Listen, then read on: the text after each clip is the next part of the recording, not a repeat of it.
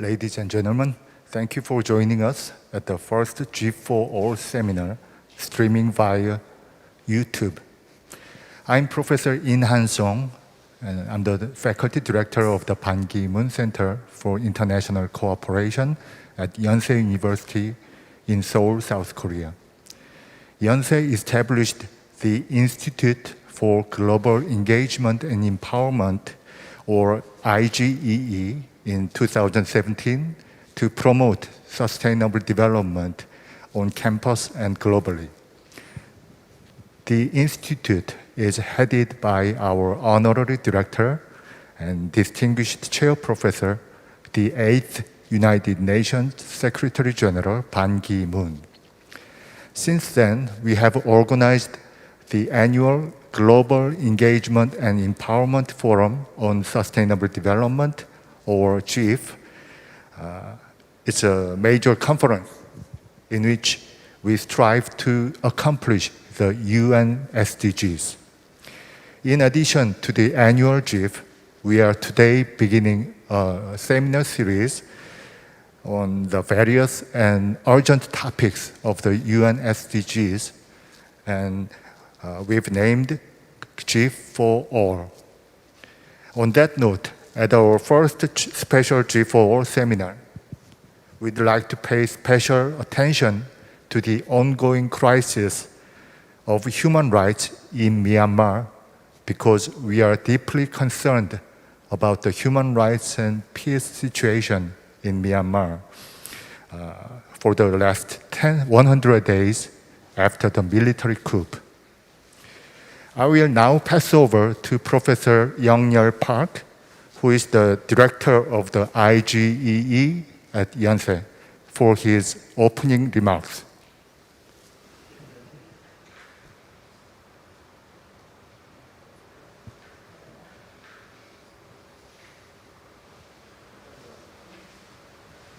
I would like to express my gratitude to all of our supporters and members for being here with us today, including Honorary Chair Ban Ki-moon, Professor Lee Yang-hee, Professor Lee Sang-guk, Dr. Maung Jeonny, Mr. Maung Chol, and the Production Director Kim Young-mi. Also, I deeply appreciate all the online viewers and participants who are present with us at our first GEEF for All. The Institute for Global Engagement and Empowerment, IGEE, at Yonsei University was established in 2017 to strengthen the university's social responsibility to educate future leaders of our society in regard to our three core values, which are engagement, innovation, and excellence. In the meantime, we have made various efforts to provide solutions to challenges humanity encounters and suffers from through interdisciplinary approaches and research. Furthermore, in the hope of raising global awareness of the importance of striving for sustainable development, we have continuously held an annual Global Engagement and Empowerment Forum, GEEF, GEEF, on sustainable development. Last February, the third GEEF was held under the theme of Three Peace Beyond Security, Peace, Prosperity, and Partnership, and was watched by 22,000 people online. The forum included keynote speeches from Amina Mohammed, the Deputy Secretary General of United Nations, and Kim Yong, the former President of World Bank, as well as special discussion sessions with Ban Ki-moon, the Honorary Chair of IGEE, and Angelina Jolie, the UNHCR Special Envoy. In order to encourage continued research and participation to create a better world for everyone and ameliorate the various difficult situations we face, IGEE has organized this year's GEEF for All. Our journey begins with understanding the theme of today's very first GEEF for All, Human Rights and Peace of Myanmar. We must all realize that due to the military coup that take place February 2021, the safety and lives of people of Myanmar are being threatened. In response to this crisis, during the Security Council speech on April 19th, IGEE Honorary Chair Ban Ki-moon has stressed that the international community must make various efforts to prevent further loss of lives in Myanmar. Today, first G4O will focus on understanding the Myanmar crisis and realizing which actions should be taken in order to protect lives of people of Myanmar, as well as promote the safety and human rights in terms of achieving Sustainable Development Goal number 16, peace, justice, and strong institutions. I hope that today's first G4O will serve as an innovative platform for everyone to come together and consider ways to fight for peace, justice, and human rights for the people of Myanmar. Once again, thank you very much for joining in the first G4O.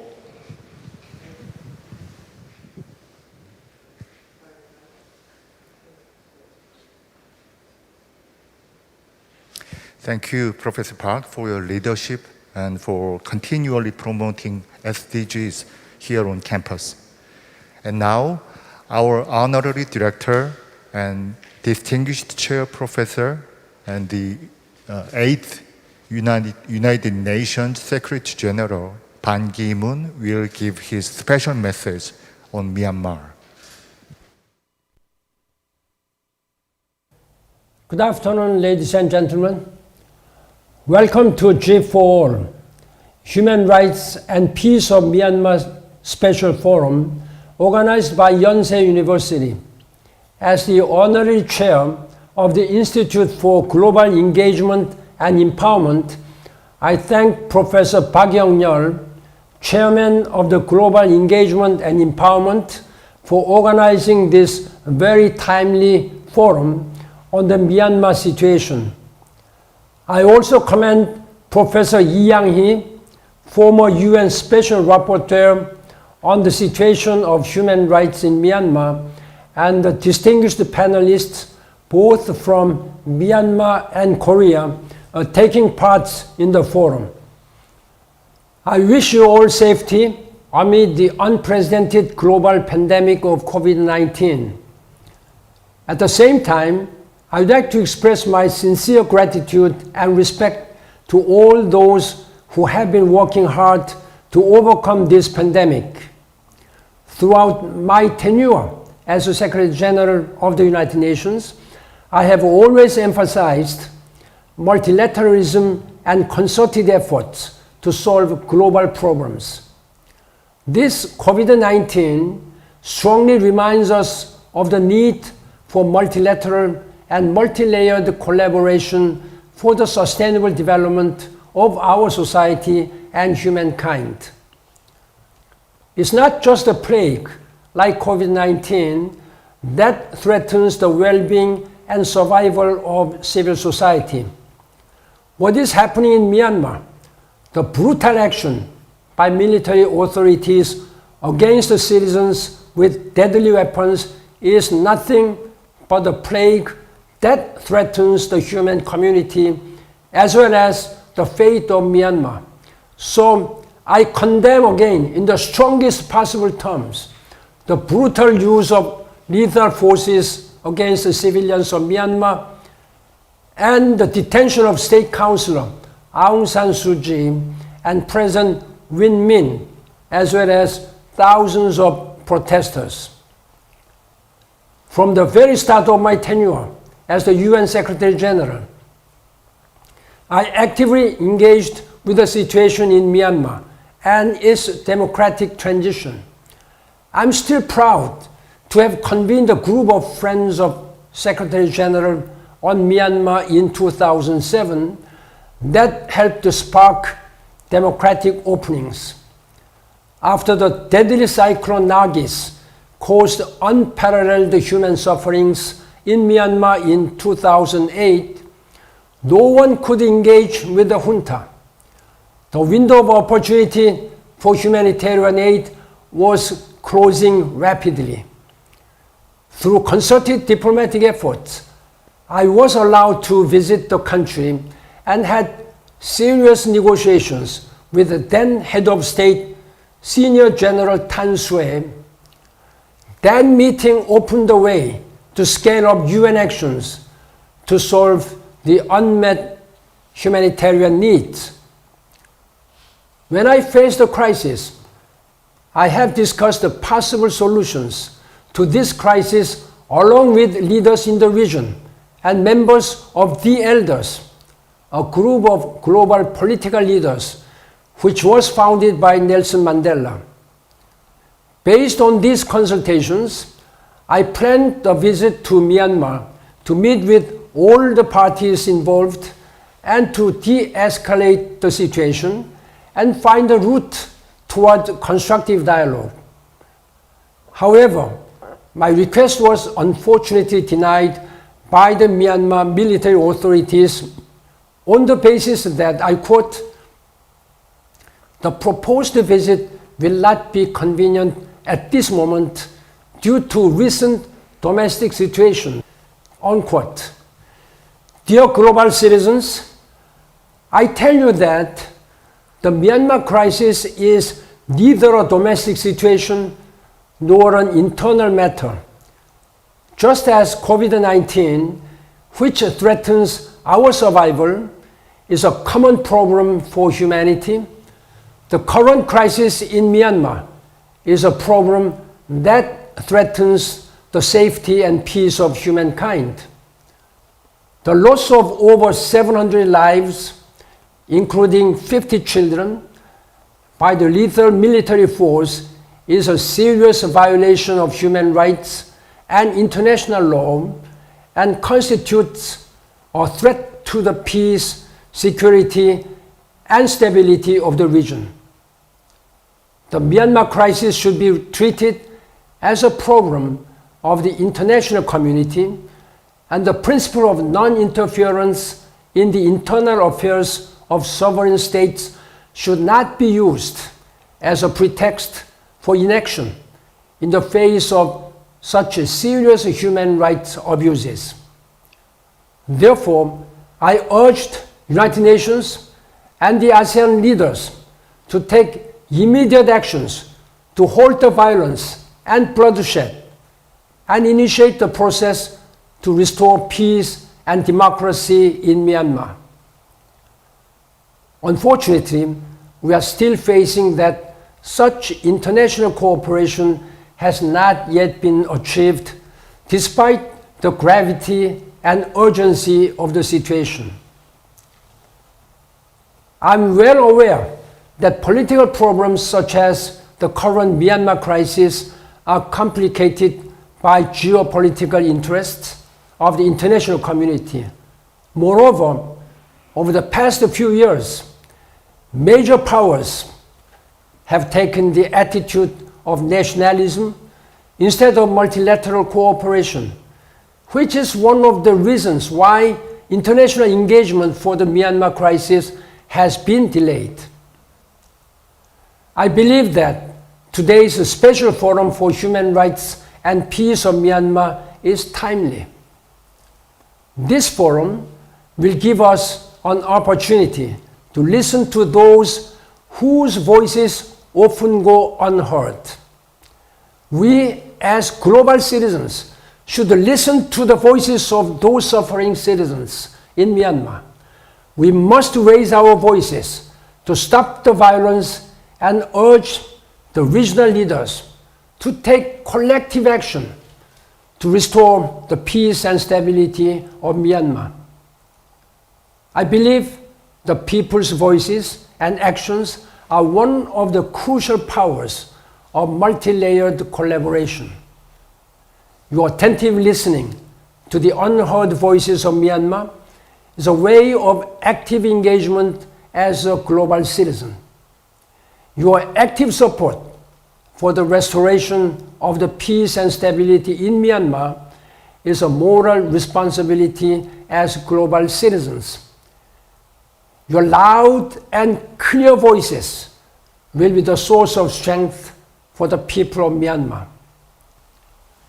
As the COVID-19 pandemic continues, it is now more important than ever to pursue multilateral and multi-layered solutions to the security problems that we face, solutions born out of robust partnerships with the United Nations, its member states, and global citizens all working together.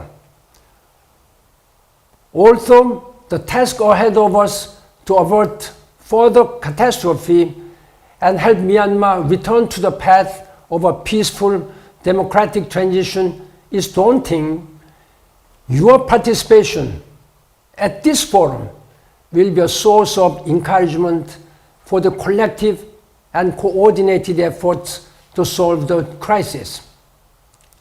I firmly believe that this forum is an expression of your strong support based on global citizenship and the way to promote regional peace and stability.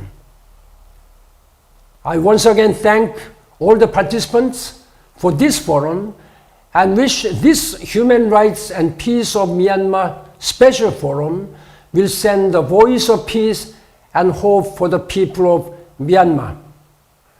Thank you. 감사합니다.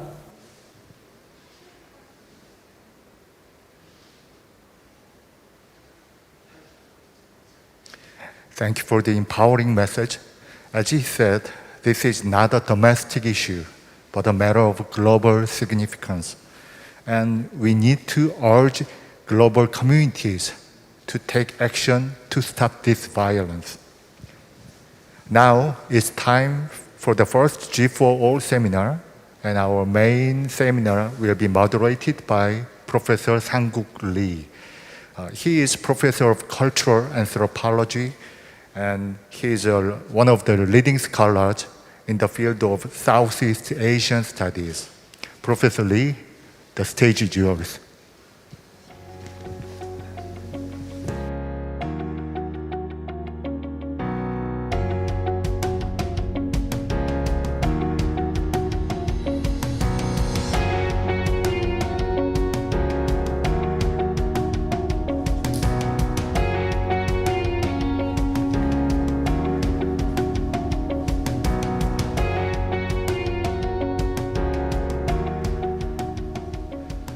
Thank you, Professor Song, for the warm introduction.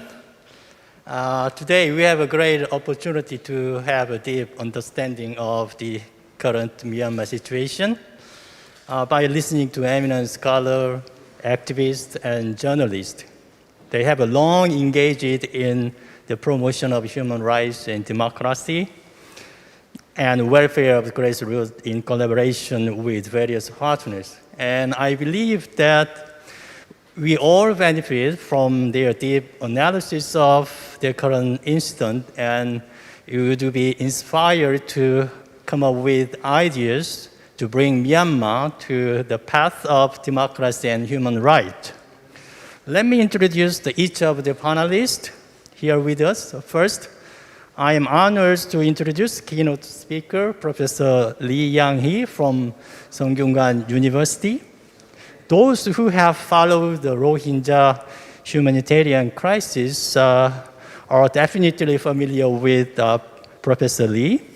Professor Lee was UN Special Rapporteur on the situation of human rights in Myanmar from 2014 to 2020, playing an important role in investigation of Rohingya crisis and the promotion of human rights for them.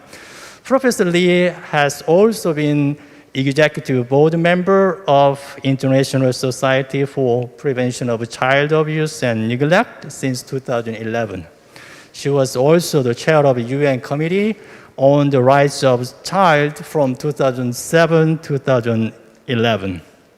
Then I would like to introduce Dr. Maung Jani. Dr. Maung Jani is currently non-resident fellow at the Genocide Documentation Center of Cambodia.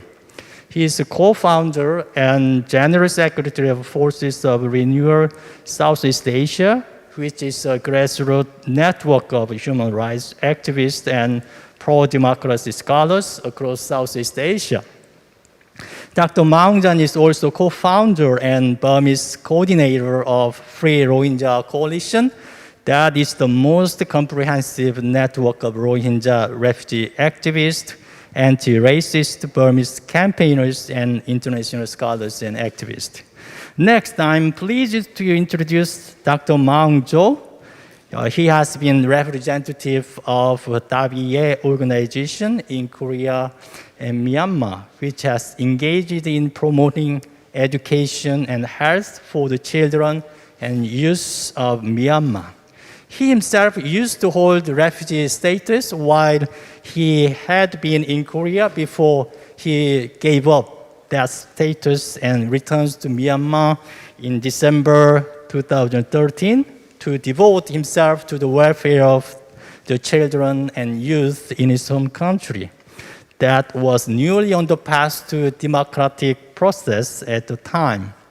In 2016, Dr. Maung Jo was awarded Philanthropist of the Year from Asian Philanthropy Award.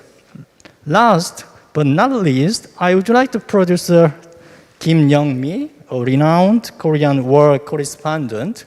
As an independent producer, she has extensively covered battlefields for the last 2 decades, including East Timor, Afghanistan, Iraq, Lebanon, Somalia, and Syria. Professor Kim Young-mi has contributed columns on international affairs to a weekly magazine named Sisain as an editorial staff since its establishment in 2007. Again, it is a great privilege to bring all the eminent experts here in this forum. We begin with listening to keynote speech by Professor Lee Yang-hee, followed by 3 other panelists' sharings. Now I turn the microphone over Professor Lee Yang-hee to deliver her keynote speech. Professor Lee, please. Thank you very much. Yes, thank you very much for inviting me. I would like to thank Global Institute of Global Engagement and Empowerment for All and Yonsei University for hosting this very important forum devoted to the topic of human rights and peace of Myanmar. It is my greatest delight to be invited to speak today along with very distinguished panelists. I'm wondering if I can take my mask off, because this way I can articulate a little better. Allow me to begin with a brief background of the history of Myanmar and the lead up to the unlawful coup staged by the military, the Temadol, on the 1st of February. Today marks the 100 days since the coup. Description and developments in the current situation will be discussed briefly. There will be an in-depth discussion of the current international response, including ASEAN and the United Nations. Finally, I would like to offer some comments for what the international community must and can do immediately. For those of you who are not so familiar with the history of the Republic of the Union of Myanmar, allow me to briefly describe it. Myanmar, Burma rather, was under the British rule from 1824 to 1948, during which time Japan invaded and occupied Burma from 1942 to 1945. It was in January of 1948 when Burma gained independence from Britain and named the country Union of Burma. The tragedy starts in March of 1962 when General Ne Win seized power through a coup d'etat. In 1988, the people, mostly students, then protested demanding democracy. The wishes and hopes of the students being crushed. Another military government appeared in September of 1988, and later in June of 1989, Burma was changed to the Union of Myanmar. There was a major constitutional referendum in 2008 after the Saffron Revolution of 2007. By then, Myanmar ranked among the 20 most poorest countries in the world. This referendum was for the acceptance of the current 2008 constitution drafted by the Tamadol. The name of the country was again changed to the Republic of the Union of Myanmar. In total, the military ruled Myanmar from 1962 to 2011. Elections were held under the new constitution on 2010, and the military junta was finally dissolved on 30th of March 2011.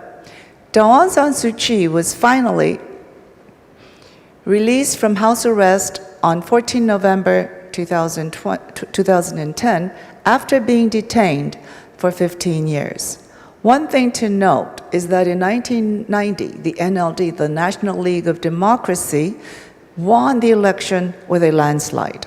Unfortunately, they were never allowed to assume power. She was allowed to run in the April 2012 by-elections and got elected, with NLD's 43 seats winning out of the available 45 seats. The 2015 general elections were the first openly contested elections held since 1990 general elections. The NLD obtained absolute majority in both chambers. At the Ameliorate, NLD wins 60.3% and USDP 4.9%. In the Putuhluto, NLD wins 57.06% and the USDP 28.28%. This was a big shock to the USDP, which is military-backed political party. Under the 2008 Constitution, Aung San Suu Kyi could not assume power, but assumed the role of the newly established state councillor, and U Tin Chaw was appointed president. The NLD was able to win supermajorities in both houses in the 2020 general elections, winning to 396 out of 475 seats. The number of elected seats decreased as a result of cancelled elections in most of Western Rakhine due to insecurity. NLD wins 61.6% and USDP wins 3.1% in the Ameliorate. NLD wins 56.6% and USDP 5.9% in the Putuhluto. This was another humiliating defeat for the USDP. The military had continued to raise issues with the elections and finally initiated a coup on 1st of February 2021. Commander-in-Chief Myung Laing declares a state of emergency for 1 year and announces that new general elections will be held within 1 year. But later, that was extended to possibly within 2 years. We are now in the 4th month since Myanmar military seized power in an illegal coup. 769, including dozens of children, some as young as 6 years old, have been killed by the security forces. 4,737 arrested, charged, or sentenced, including children as young as 2 and 4, arrested and detained. According to AAPP, there are 1,438 charged with a warrant and now in hiding. Many have been abducted and families not knowing their whereabouts. The economy is in ruins. Healthcare and other basic services have ground to a halt, while conflict is escalating in the ethnic borderlands. It is really sad to see how a country can be pushed towards collapse. Nikkei Asia recently reported the findings of a survey on businesses conducted by 10 foreign chambers of commerce. Of the 532 companies surveyed, 182 were Japanese, 115 were Western, and 54 were Myanmar companies. Political instability had a stronger negative impact on families in just 2 months than a whole year of the pandemic. Around a third of the respondents reported a 75% reduction in their activities. While 21% said they have reduced activities by 50% and 75%. Bank transfers and payments not working were reported to be the highest reason at 77%. Disruption of the internet came next at 70%, followed by staff being unable to travel, work on-site, or in the field. Among the foreign companies hit by the coup was Norwegian telecommunication group Telenor. The company said that it had fully written off its Myanmar operations for the equivalent of about $780 million over worsening conditions since the coup. Hundreds of thousands have bravely taken to the streets across the country in defiance of the military. They have used humor and nonviolent tactics to demand a return to democracy, but have been brutally suppressed by the security forces. The people of Myanmar have so far been incredibly effective in resisting the military's attempt to seize power by mobilizing massive peaceful protests, a nonviolent civil disobedience movement, the CDM, and general strikes by public and private sector workers. For more than 3 months now, this remarkable anti-coup civilian movement has demonstrated the unrelenting strength of public opposition in Myanmar to military dictatorship and has held out against one of the most vicious and oppressive armed forces in the world. The National Unity Government has been set up, and the 2008 Constitution nulled by the CRPH, which is the committee representing Pidangsu Hluttaw. The military was determined to impose their rule and crush the opposition movement by force. They are using the security forces to inflict a deliberate process of killings and other forms of terror on the civilian population that is steadily escalating in intensity. This is consistent with the strategy used repeatedly by the Tamadol against Myanmar's ethnic nationalities. During my term as the Special Rapporteur on Myanmar, I reported on countless acts of brutality committed by the military and security forces against Myanmar's ethnic nationalities and religious nationalities. I was the first to raise the alarm for what the military was about to do in 2017, 2 weeks before the military went all out and committed genocide against the Rohingya living in Rakhine State. Now, as the world is watching, this vicious cruelty is being turned peacefully against peaceful protesters on the streets of Myanmar cities, as well as towns and villages. The military is terrorizing the peoples of Myanmar through its terrorist-like behaviors, using fighter jets, gas bombs, and even snipers. What was the international response to this situation? Although the Security Council met several times this year, it could not come up with a strong text, let alone a resolution. The strongest response by the Security Council came in the form of a president's statement in 10 March. It strongly condemned the violence and expressed its continued support for the democratic transition in Myanmar. Furthermore, it expressed strong support for the regional organizations, in this case, Association of Southeast Asian Nations, ASEAN. Whatever happened to the Charter of the United Nations? One has to ask, especially Chapter 7. An ASEAN summit was planned, but was eventually scaled down to an ASEAN leaders meeting, which was held on 24 April. It was attended by 9 ASEAN leaders and 1 Myanmar military commander-in-chief, Min Aung Hlaing. A 5-point consensus on the situation in Myanmar was reached.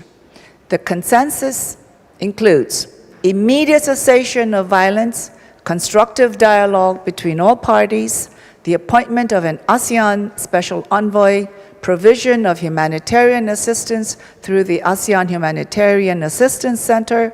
Special envoy and the delegation should visit Myanmar to meet all parties concerned. A glaring omission in the consensus is the release of Aung San Suu Kyi, the president, and other government officials. Some say the ASEAN consensus was a major breakthrough. This can be viewed as a tentative starting point, nothing more. It has opened the path for a process in response to the crisis in Myanmar. To move forward, the consensus must be followed by concrete action from ASEAN and international engagement with the National Unity Government of Myanmar. The special envoy must be appointed with no further delay. The utmost priority is to stop the rampant violence and killings committed by the security forces. Unfortunately, on 26 April, the Tamadol issued a press release saying that it would give merely careful consideration to the consensus agreed upon with the ASEAN leaders. Meanwhile, Min Aung Hlaing's troops have continued to commit violence and murder. The special envoy must be appointed with no further delay. The utmost priority is to stop.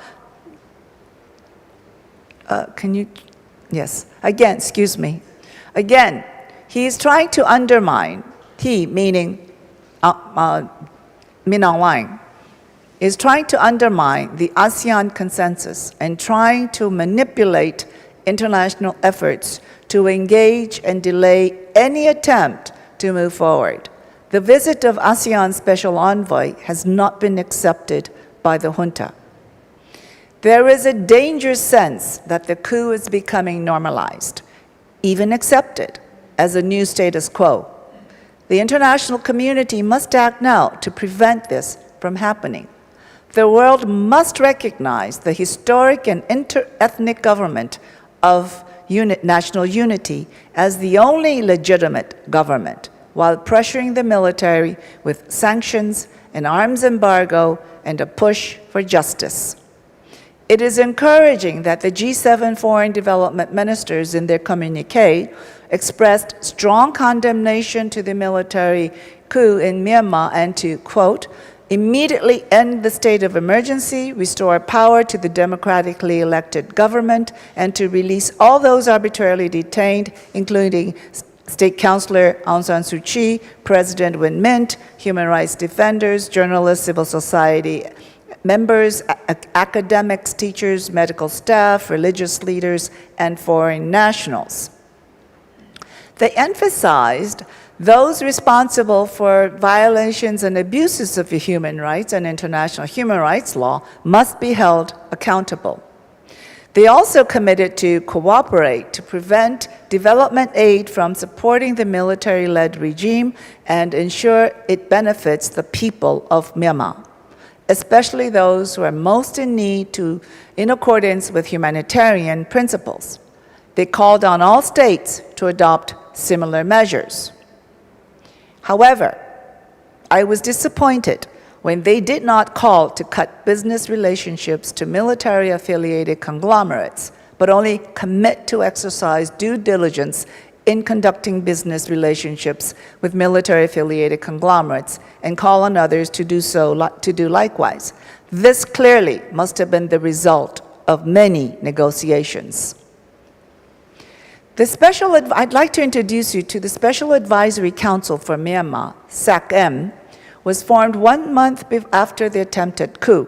Myself and the Council's 2 other founding members, Marzuki Darusman and Chris Sidoti, who were both members of the UN Independent International Fact-Finding Mission on Myanmar, were approached by Myanmar civil society groups asking us to support their efforts fighting for human rights, peace, democracy, justice, and accountability in Myanmar.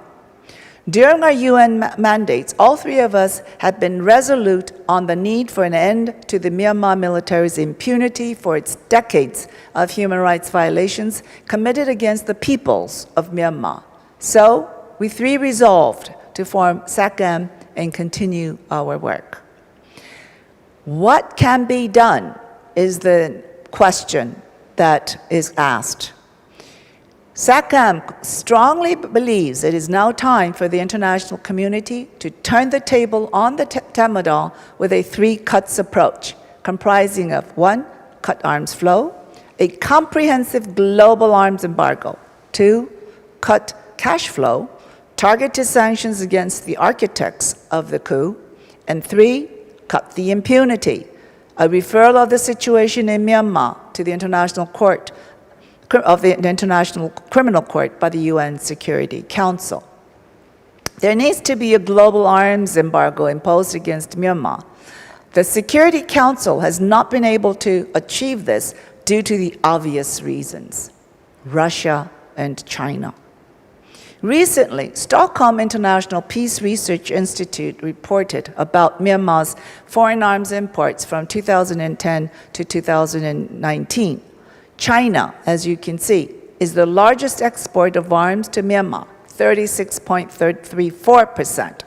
Russia comes second with 31.6% and 12.02% imported from other states. I'm afraid that South Korea is also included in this other states. If a global arms embargo is not possible in the near future, it is absolutely imperative for individual states to stop sales of arms to Myanmar. In doing so, dual-use technology, including surveillance, must be included in the embargo list. Any cooperation or assistance to the Tamil must be stopped. It is encouraging to note that currently there are 43 states that have imposed arms embargo against Myanmar. Financial action could be the most effective route in the short term. The Myanmar military controls a multi-billion-dollar business enterprise which allows it to operate with impunity. Cutting off these funds will be key to pressuring the Tamil to end violence and relinquish power.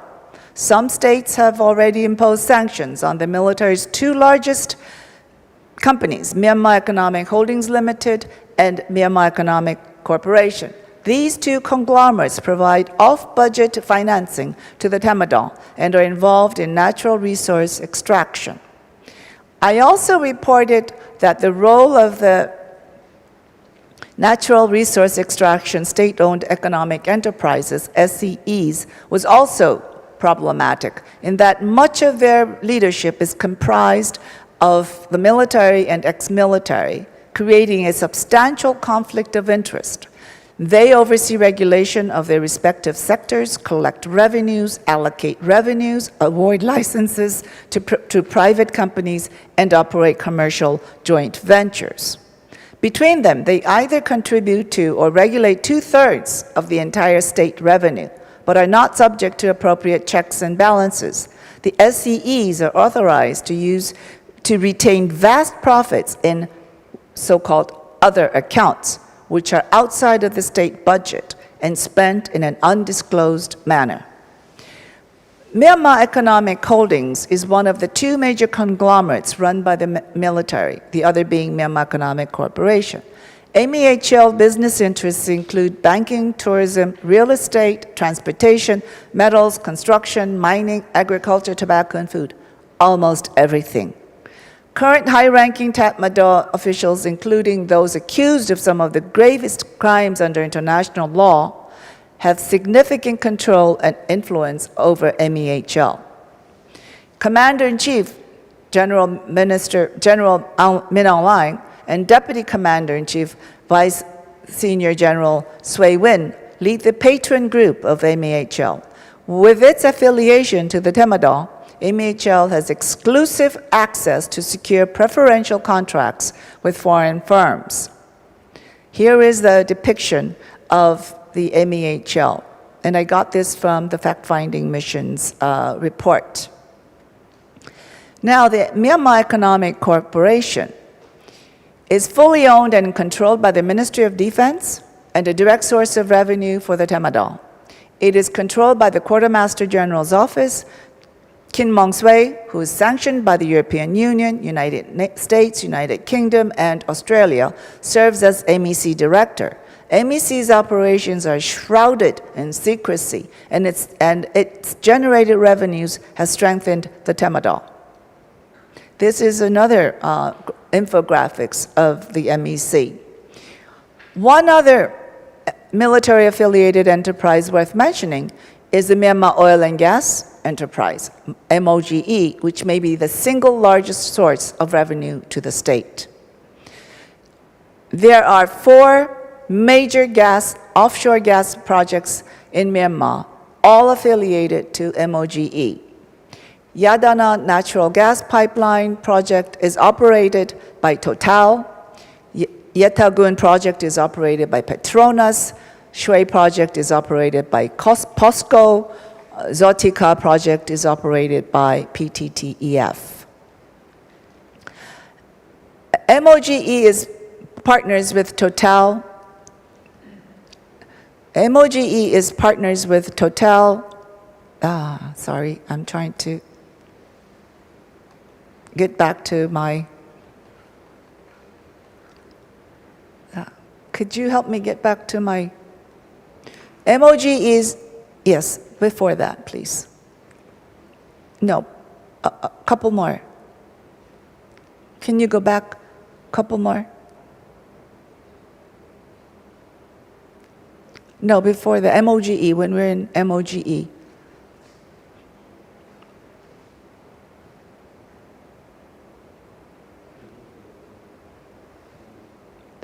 Before that. 37. 36, sorry. 35. And 34. Yes, there you go, thank you. MOGE is partners with Total, French Energy Group, Chevron Corporation, US-based company, PPTP, Thai, POSCO, South Korean, Petronas, Malaysia, and Woodside Energy, Australian company. POSCO is one of the 4 largest investors in Shui Project. It has 51% of shares, whereas Korean Gas Corporation has 8.5% and MOGE has 15% of the shares. 55% of the profit goes to the government and 45% goes to the investors.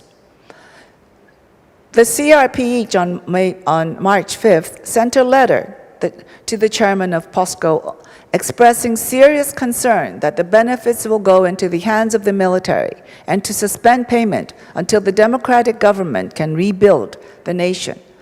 To put all the payments into a protected account, the chairman of POSCO has not responded yet. Between 2017 and 2018, POSCO, remember, this is after the genocide of the Rohingyas, contributed more than $200 million to Myanmar. Of note, on Myanmar's Navy Day, December of 2019, the Navy of Myanmar displayed the biggest Navy vessel ever manufactured by POSCO International.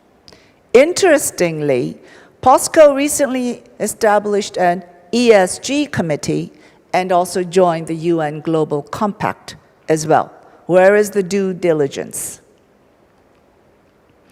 Reuters recently reported that between 2015 and 2019, Total paid a total of $786.5 million, which $609 million goes to MOGE, and the rest goes to the Ministry of Finance. Based on figures disclosed by Total for Yadana payments and Chevron's shares in Yadana, Chevron's payments to MOGE could be around $560 million. PTTEP payments should have amounted to close to 640 million, including about 500 million to MOGE. In my report to the General Assembly in 2019, I called for home governments of multinational companies investing in Myanmar to take all necessary steps to prevent human rights violations in Myanmar by business enterprises domiciled in their territory and in their jurisdiction. This brings me to the final point, cutting the impunity. The Tamadol must immediately be referred to the International Criminal Court for its crimes against humanity, war crimes, and genocide. During my mandate as the Special Rapporteur, I called for the following four: referral to the ICC, referral to the ICJ. The Gambia has initiated a trial against Myanmar for the Crimes Against Prevention of Genocide Convention. Application of universal jurisdiction. Argentina has already decided to apply this on Myanmar, and the establishment of an international tribunal. Back in 2016, the Tamadol conducted a so-called clearance operation, which drove out tens of thousands of Rohingya to Cox's Bazar in Bangladesh. The international community only condemned and deplored. The next year, Tamadol went ahead with a massive offensive against the Rohingya in 2017. Still yet, the international community condemned in the strongest and deplored at the highest. The Security Council could not agree on a resolution. This, in my view, has emboldened the Tamadol. Now the Tamadol is doing the exact same thing they did on all people beyond the ethnic minorities and to the Rohingya for decades. Same modus of operandi. The Security Council, individual states and groups of states can all apply pressure to the military by supporting the three cuts strategy: cutting the weapons, cash, and impunity. Together with these combined efforts, the international community can support the peoples of Myanmar as they fight to free themselves from tyranny. The international community, including the UN, must never recognize this military junta. The appearance of Lieutenant General Tan Lang in UNODC meeting in April 12 through 16 was a disgrace to the international community. This meeting was conducted online due to the COVID-19 pandemic. Ironically, this man is a senior junta member, sanctioned by Canada, US, UK, and the EU for his role in the coup and the ongoing crackdown on anti-junta protests. What is more surprising is the recently leaked letter from WHO to the current unlawful junta's appointed health minister. The NUG must be recognized as the only legitimate government of Myanmar. It is the first time in decades that the people have united together for a future of democracy for all the peoples of Myanmar. I was hoping to show you some photos, but I'm running out of time, so I will not show you the photos. The title of my keynote speech was, I took it from the hashtag, What's Happening in Myanmar. Thank you for your attention. Thank you, Professor Lee, for the excellent and thought-provoking speech.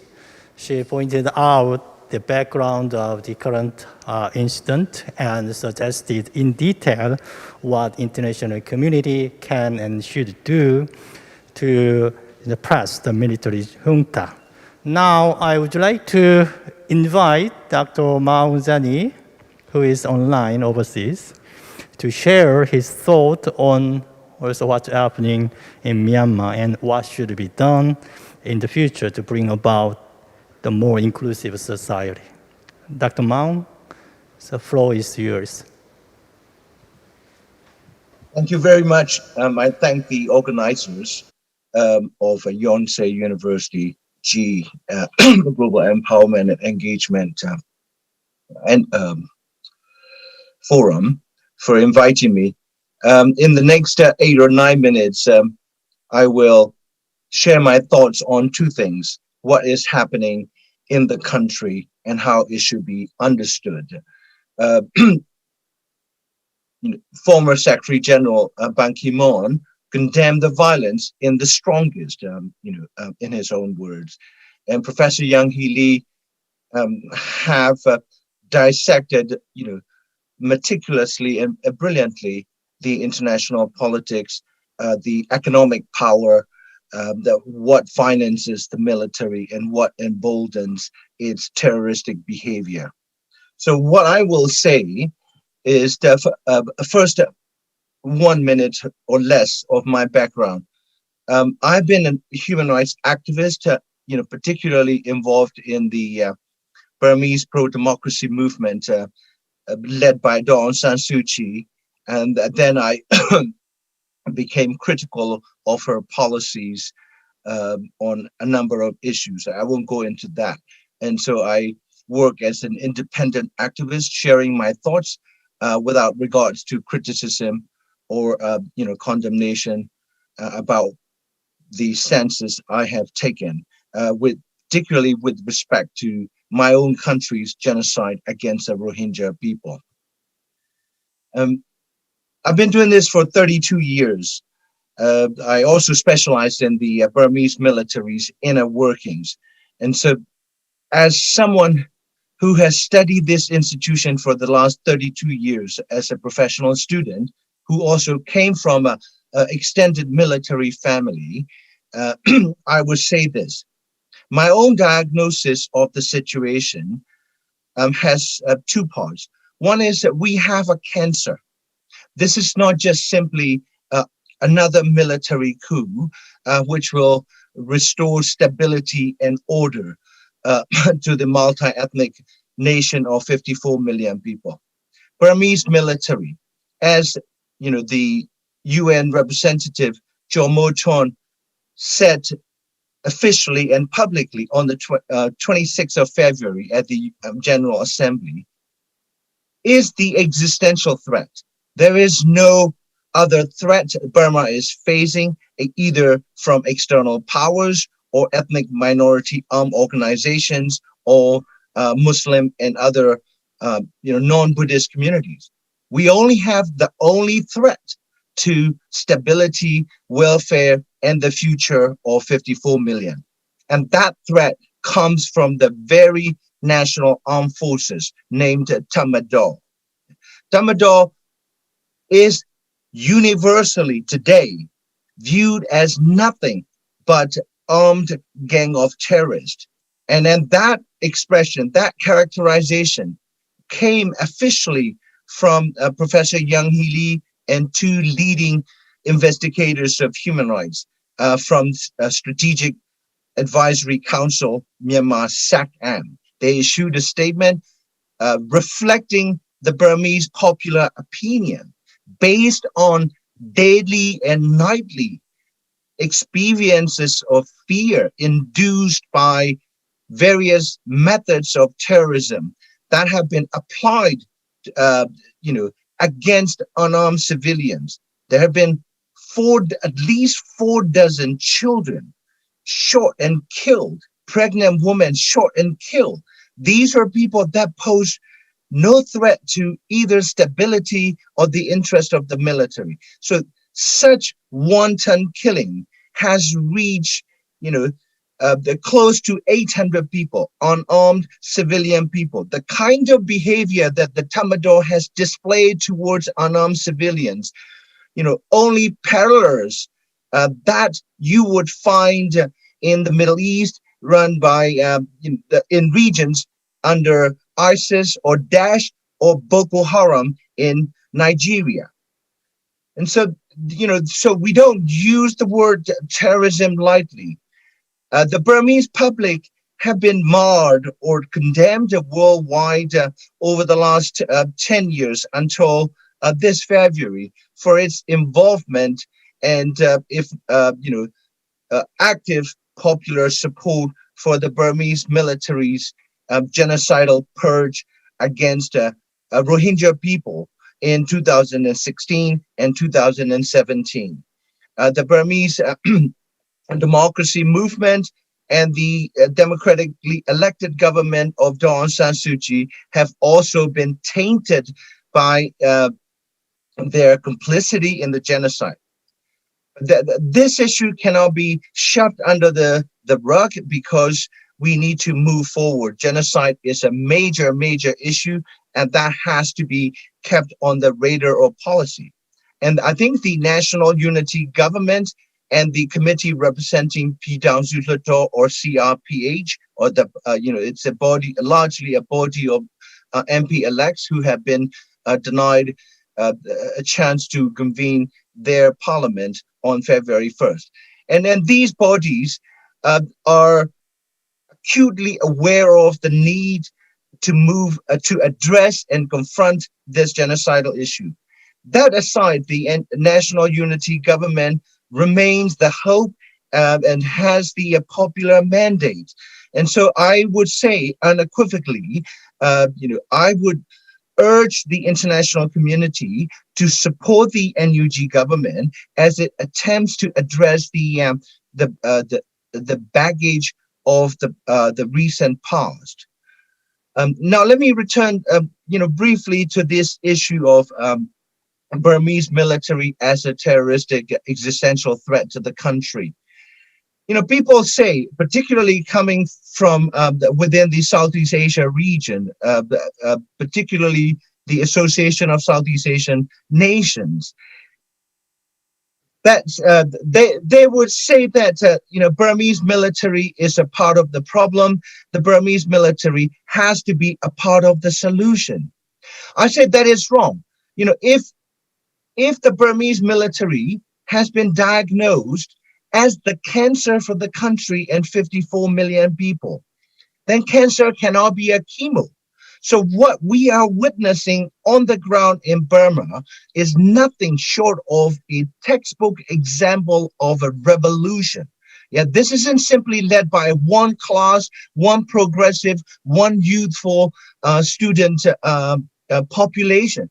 This is multi-class and multi-ethnic.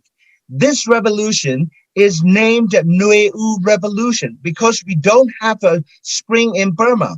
This is known as early summer, Nueu Revolution. And then the revolution isn't an embellished word. It is empirically correct because this revolution rests on what I consider 6 pillars. Hundreds of thousands of civil servants, state employees, from doctors and nurses and other healthcare professionals to transport workers, including rail conductors, accountants, and others. So that is a civil disobedient movement. And also now they are joined by students. And this is now the opening season for universities and schools. So 35 out of 35 universities, majority of the universities are completely empty. The campuses are empty because students are refusing to return to the classes because their peers, Generation Z, are locked up or simply forced to disappear or killed by the military until their students and teachers and academics who have been in detention, who have been in interrogation centers are released. The students and teachers, majority of them, refuse to return to the classes and schools. And secondly, it rests on protest movement by Generation Z, who did not grow up with fear, the kind of fear that my generation grew up from 1962 to 1988 under the first original military dictatorship of General Ne Win. So they are fearless. So, despite all the killings, despite all the torture, despite all the organ harvesting of activists, the last one was the last organ harvesting of detainees was on the Burmese poet from Shui Bo, and his wife was, giving back the body, her husband's body. Without organs. So this is the kind of practice that only, extremely nasty states such as China would do to prison labor and Uyghur detainees. And so the protest movement is the second pillar. The third one is the ethnic armed organizations. Select number of, or I would say majority of ethnic armed organizations, there are about 20 of them in total, completely support the Burmese democracy uprising that started in urban centers. Unprecedentedly, for the first time ever in our history since independence, the society is coming together, the kind of society that a multi-ethnic nation state will need, inclusive, tolerant, and embracing multiculturalist and interfaith. This is something that needs to be supported by the international community, in addition to the need to support the national unity government. And finally, the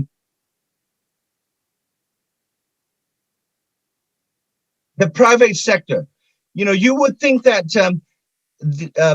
bank staff and mom and pop shops and even like medium-sized department stores would go for profit making. Yeah.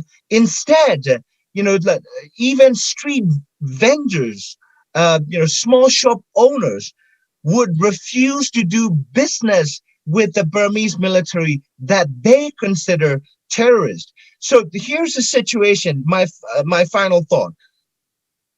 The overwhelming majority of Burmese people feel that they are living under, fascist-like occupational force. And we lived under the fascist Japanese rule for 3 years, 1942 to 1945. And there are historical memories of what it feels, of what it experiences to live under a fascist alien occupation. So today, 54 million Burmese people view their own national armed forces as nothing but a fascist, terroristic, like mafia, with tentacles over billions of dollars worth of national economy, as Professor Yang Hee Lee pointed out brilliantly. So I would save my thoughts on what needs to be done in the Q&A, because I think my time might be up. And so the takeaway is that the Burmese people view the Burmese military as a fascist alien occupational force, and therefore they are engaged in a zero-sum revolution. I simply do not see any way out through peaceful negotiations. When you have a fascist occupier, you do not negotiate. You attempt to defeat them. You attempt to dismantle them. That's why we need to support young people and ethnic armed organizations attempt to evoke the right to self-defense, the right to expel the occupational force. Thank you very much. Thank you, Dr. Maung Jani, for the inspirational remarks that covers solidarity across the generations, classes, and ethnicities in Myanmar.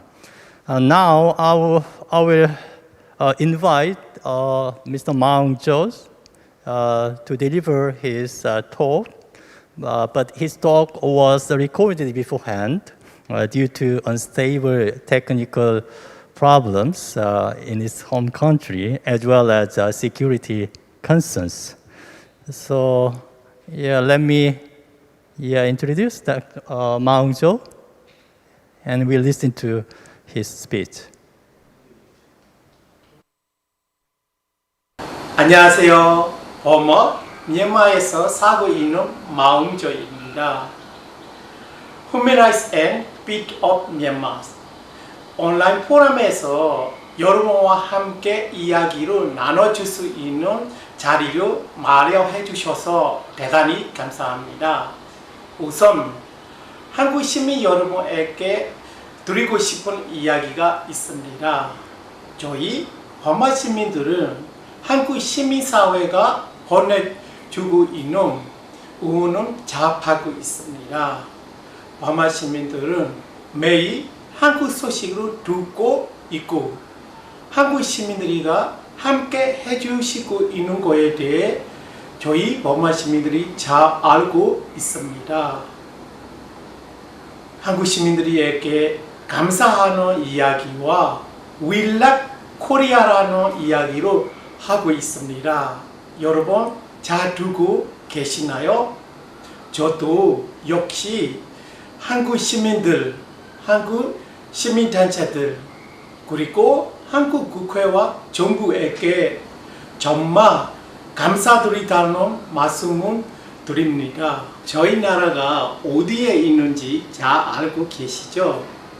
동남아시아에서 있으며 중국, 인도, 태국, 라오스, 빙글라데시 국가들과 국경과 접하고 있습니다. 또한 다양한 민족들이 함께 살고 있는 나라입니다. 이 나라에서 여러 가지 문제도 있습니다. 큰 문제는 분쟁과 민주화 문제라고 저는 생각했습니다. 1948년 영국과 일본으로부터 해방이 되었지만 연방 국가 건설과 소수민족들의 독립 문제로 버마에서 분쟁이 시작되었습니다. 다양한 민족들이 함께하는 나라로 만들려고 노력했지만 1962년에 군부 쿠데타가 일어나면서 독재가 시작되었고 다양한 민족들이 독재로 받아들일 수 없기 때문에 분쟁은 더욱 커질 수밖에 없는 상황입니다. 도시에 있는 시민들이 민주주의를 요구하는 것처럼 카렌, 친, 아라칸, 샴 등 다양한 민족들이 군부에 맞선 무장투쟁으로 독립과 집단자치관 그리고 평화를 요구해왔습니다. 그래서 저희 나라 버마에서 70년 넘게 내정이 있다고 말할 수 있습니다. 그리고 저희 나라에서 여러 번 군부 쿠데타가 일어났습니다. 1962년에 처음으로 일어나고 1988년에 두 번째로 일어나고 지난 2월 1일에 세 번째로 군사 쿠데타가 일어났습니다. 이번 군부 쿠데타 반대 시위에 온 국민들이 참여하는 이유가 크게 두 가지가 있다고 저는 생각했습니다. 첫 번째는 너무 오랫동안 군부 독재 아래에서 모든 거를 참고 열심히 살아왔는데 사실 군부의 눈치만 보고 자유 없이 강압적으로 통제를 받으며 살아오면서 북만들이 살아왔기 때문에라고 할 수 있습니다. 그러다가 지난 5년간 아웅산수치의 NLD 정부 시대에 이제 희망을 가질 수 있다고 생각하는데 갑작스럽게 선거 결과로 간타하는 군부 쿠데타가 일어나면서 시민들이 분노와 불만이 터졌다고 저는 생각했습니다. 작년 초부터 어느 날까지 버마 시민들이 코로나 문제 때문에 수천 명이 사망하고 수만 명이 치료를 받아야 하는 상황 속에서 있습니다. 올해 기간 감염 확산으로 보건과 경제 상황이 무척 어려워졌습니다. 시민들이 힘들게 버티고 있는 상황 속에서 갑작스럽게 군부 쿠데타가 일어났습니다. 게다가 시민들이 평화적으로 민주주의로 요구하는데 문제는 시민들의 요구로 고려하기는 컴냥 마해로 저지르고 있고 사상자의 수천 명이 발생하고 있습니다. 시민들이 평화적으로 집회하는 장소가 군대 때문에 대사 현장이 되고 있습니다. 시민들이 이제 국가와 군대의 의미로 다시 생각하게 되었습니다. 이번 투쟁에서 청년들이 섬도에 섰습니다. 지난 5년 동안 이전과 다른 세상을 볼 수 있었고 많은 것을 느꼈던 것 같습니다. 아마 사회 문제에 대해서도 관심이 가지고 자신들의 변화에 대해 많은 고민과 노력을 하고 있다고 보입니다. 코로나 문제 때문에 청년들이 답답하고 힘들어하는 상황에 군부 쿠데타가 일어나기 때문에 청년들이 우리의 미래가 잃어버리다고 생각하면서 앞전에서 투쟁을 하고 있다고 생각했습니다. 버마 군부는 세계 시민사회가 반대하고 있는 것은 잘 알고 있을 것입니다.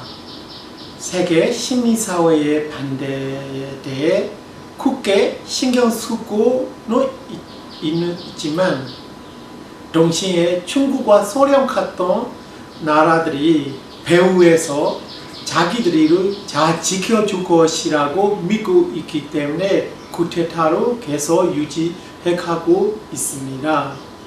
군부를 지원하고 있는 이런 나라들이 있기 때문에 결국은 자기들이 승리할 수 있을 것이라고 군부는 믿고 있는 것 같습니다.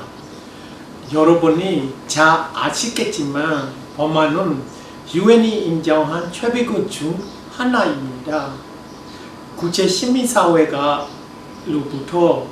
지원이 오고 있다고 하지만 버마는 보건, 교육, 경제 등 모든 것이 무너지고 있어서 시민들의 삶이 무척 어려워졌습니다. 이런 큰 위기 속에서 시민들은 서로 돕고 보호하고 나누면서 어렵게 삶과 투쟁을 유지해가고 있습니다. 1962년부터 어느 날까지 군부 독재 아래에서 버마 사회가 어떻다고 인간다운 삶은 없었다는 것을 누구보다 시민들이 스스로 잘 알고 있습니다. 그래서 시민들에게 이제 더 이상 이후 것도 없고 내정으로 갈 수밖에 없다고 생각하는 시민들이 많아지고 있습니다. 이것은 시민들의 선택이 아니었습니다. 군부가 내정으로 갈 수밖에 없도록 만들고 있다고 보입니다. 저는 UN, 아세안, 그리고 중국 같은 나라들에게 묻고 싶은 것이 있습니다. 지난 70년 전부터 어느 날까지 문제, 민주화 문제 때문에 매년 버마에서 많은 시민들이 사망하고 다치고 인권 탄압으로 당하고 있습니다. 그래도 이것은 군대 문제라고 계속 말씀하신 건가요? 지금 버마 상황을 보면 군대가 시민이 없는 국가로 만들어가고 있다고 말할 수 있는 상황입니다. 그렇다면 국제 시민사회의 구성의 의미와 가치가 무엇인지 궁금합니다. 마지막으로 앞으로 전망에 대해 말씀드리고자 합니다. 저는 평화로운 세상에서 어린이, 청소년들이 행복하게 살 수 있는 사회로 만들어 가고 싶었습니다. 하지만 이것은 이제 조금 먼 미래 일이 될 수도 있다고 생각했습니다. 지금 해야 하는 일은 제대로 된 버마 민주화를 위해 각자 서 있는 자리에서 끝없이 활동하는 것입니다. 그리고 국제연대와 다양한 민주들의 협력을 통해서 버마 민주주의로 만들어가는 것입니다. 원래 시간이 걸리더라도 저희 버마 시민들이 끝까지 포기하지 않는 것이기 때문에 결국 이겨낼 것입니다. 버마 민주화가 될 때까지 저희 시민들에게 응원을 계속 보내주셨으면 좋겠습니다. 잘 부탁드립니다. 잘 들어주셔서 감사합니다. Thank you, Mr. Mangjo. Yeah, it was impressive sharing that tells the inside stories and urges more substantial international engagement in the promotion of democracy in Myanmar. He emphasizes that this is not a domestic issue, but a universal issue that requires solidarity between the Myanmar citizens and international society. And now, we are going to hear from Professor Kim Young-mi. Professor Kim, please.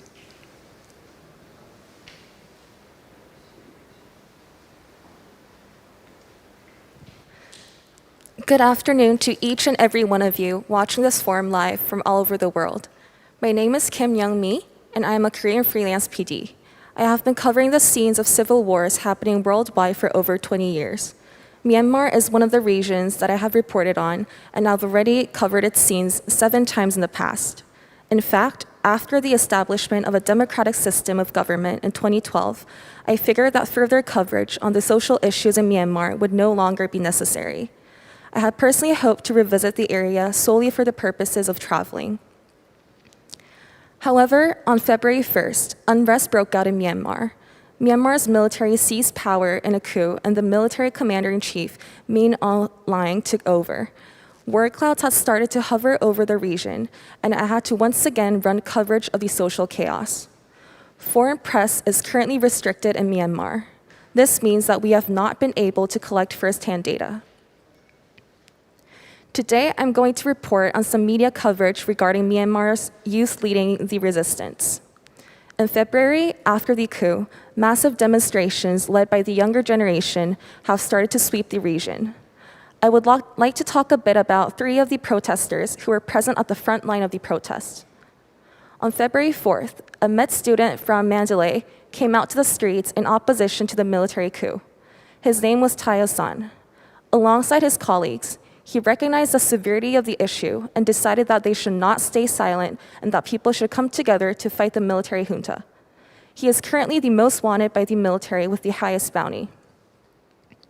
On February 6th, I Thanzar Ma, one of the youngest 2020 candidates of the DPNS, led a group of protesters and brought them to the streets. On February 7th, Mo Nang, also known as Panda, started to lead protests in a small region called Manua. Demonstrations have never stopped in that area since. The world calls these youth the Generation MZ, which is short for the Generation Z of Myanmar. This generation grew up experiencing democracy, as they were probably in their young teens when the democratic system was established in 2012. Throughout the years of democracy, these youth were able to interact with the outside world and take advantage of what the world has to offer and develop into strong and open-minded individuals. Prior to the outbreak of the military coup, the 3 individuals mentioned earlier were ordinary members of the society. Youth activist Panda had a full-time job in Yangon, and Tayo-san was a medical doctor. No one could have foreseen the extent of the damage and the social chaos. These are not individuals armed with ideologies that I often encountered in Africa or the Middle East. However, the sense of resistance and power of voice these youth have demonstrated over the past few months were astounding. Their ways of showing resistance without any usage of aggression, by banging pots and leading a motorbike protest, caught my attention. From ordinary individuals, they had become leaders of the resistance. Let's take a look at the current situation in Myanmar. The demonstrations during the first few weeks after the coup were mostly carried out in a new generation manner. The clothes and headbands they wore brought up the image of a festival. The youth stood in the front line and the older generation stood behind them. Until then, they didn't seem to be aware of the potential physical and violent actions the military could carry out. Military suppression officially began in March, followed by serious bloodshed. As the number of young casualties increased, the emotions of the young protesters veered between anger and fear. These unarmed protesters were witnessing and experiencing the brutality of the military with their own eyes. In April, the military carried out a suppression strategy, which was no different from a military operation. At this point, they seemed to know that they would have to risk their own lives to be out on the streets. In May, discussions regarding potentially armed struggles circulated among the youth activists. The death toll has reached 770, with over 3,000 people injured. The military is fully armed with guns and tanks, while the protesters are unarmed civilians, and this is why the numbers of civilian casualties are overwhelmingly high. The youth resistance has also positively influenced Myanmar's society in a different way. It is that many members of the older generation have decided to protest alongside these youth as well. Both of the generations' common goal of resisting the military junta has brought them together. Now it has become a common process that when protests take place, the young people take the lead while the elderly follow from behind. Young people have started to change their thoughts on the idea of ethnic minorities. Myanmar is 70% Burmese, and 30% consists of about 180 minorities. Until now, Myanmar has suffered from a conflict between the Burmese and other ethnic minorities. In particular, the Burmese had taken repressive stances through intermarriage laws and extermination policies. Representatively, the Rohingya crisis took place in 2017. However, this year's military coup has caused the young people to change their stances on the issue of ethnic minorities after having experienced social unrest and oppression by their own nation. These protests resulted in the rapid systematization of youth activists. While the earlier protests were mostly unspecified gatherings through social media, as of now, youth organizations have formed around big cities. Formed by Waimo Naing, the strike committee in Manua is a combination of an existing student movement organization in Manua and a resistance organization. In Mandalay, Tarza San leads the Anti-Coup Forces Coordination Committee. They carry out protests and actions similar to those of CRPH and have continuously remained active after the consolidation of NUG. In Yangon, one of Myanmar's biggest cities, the General Strike Committee was formed. In addition to carrying out guerrilla protests, a propaganda organization was created within the committee to inform the public on resistance protests. It is truly astounding that these youth were able to make such progress in only 3 months. Considering the fact that none of them were prepared for this, we can only say that what they have created as a generation is beyond amazing. The high level of military threat these youth were receiving worked largely as a factor that motivated them to unify in such a short period of time. Their excellent ability to use the internet and social media only facilitated their actions. Unfortunately, the military's counterattack against the young protesters was as powerful. The military went on to block the internet as well as any Wi-Fi connection, hindering all interaction with the outside world. Currently, in Myanmar, one can only access the internet in large cities such as Yangon or Mandalay, only with the presence of VPN or optical cables. Furthermore, the military government has shown off government control by shutting down power from 1 a.m. to 9 a.m. The military wants to make the young protesters feel helpless and devastated in the dark. In fact, many of them actually do feel distressed and wrecked during the night. Through the practice of martial laws and a declaration of a state of national emergency, the military has also been restricting all traffic. The military has violated the people's right to move only to prevent all offline meetings from taking place. However, what is worse is the arrest of the leaders of the protests. On April 15th, Waimo 9 was captured by the military. Tazara San is currently wanted by the military with a bounty of 800 Korean won, which is about 7,188 USD. Every night, more and more reporters and young people are being arrested. The situation is even worse in Yangon. Despite their civilian identity, those who are arrested are taken to a military court for having violated Section 505, which is the offense of circulating any rumor, statement, or report. There are cases where the death penalty is sentenced in military tribunals. Once the death penalty is sentenced, the case closes after its first trial without the chance to appeal. Only Min Aung Hlaing holds the power to overthrow the penalty within 15 days. The kind of torture and violence carried out on these people is absolutely awful. The day after the arrest of Waimo Naing, his face with visible scars of torture was shown on a state-operated television. The faces of other protesters who have been caught and tortured were soon after shown on television as well. Other dictatorships I have covered in the past were more interested in getting rid of the evidence of torture, whereas the Myanmar's military has been proudly exposing them to the world as if they're trophies. Their intention seems to be focused on provoking a nationwide fear and showing off their government power. They're using the people's vulnerable state of mind as a weapon to manipulate the protesters and the general public. The military has incessantly exercised violence during the past few months and will continue to do so. They have been carrying out actions equivalent to military operations against unarmed civilians. Their actions represent nothing more than state violence and usage of excessive force, which could potentially lead to genocide. Our history has already witnessed a similar tragedy during the 2007 Saffron Revolution, when over 1,000 lives were killed by the military. Such inhumane actions carried out against the people of Myanmar should never be repeated again and be avoided at all costs. The injured protesters I was able to remotely interview were traumatized and scarred both mentally and physically. Only 3 months ago, they were ordinary members of this society. Like I said before, they're not armed with some ideologies or ideas. Because none of this was foreseen, they are in greater shock than ever. One of the young protesters cannot even remember the details of the physical torture he went through due to repressed memory. He only remembers the level of threat and pain he experienced rather than who carried out the actions and how he was tortured. This young protester will likely never be able to get his old life back. There have also been reported sexual assaults on women. A military soldier I was able to interview once told me that we are taught to consider people like them as terrorists, which means that it is okay to physically torture, harm, and rape them. This is absolutely unacceptable and beyond ridiculous.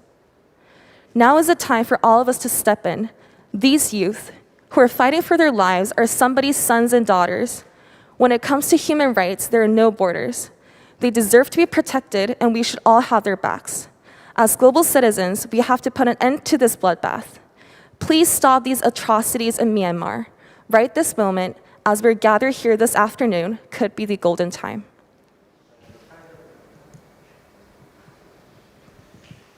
Thank you, Producer Kim, for the touching presentation that tells in particular, the story of the youth and their suffering from the military operation. And she also calls for urgent international actions to protect them against the brutal military regime. Now, I would like to open up space for discussion among the panelists while we are waiting for questions from the audience. So, let me ask a question to the panelists here with us.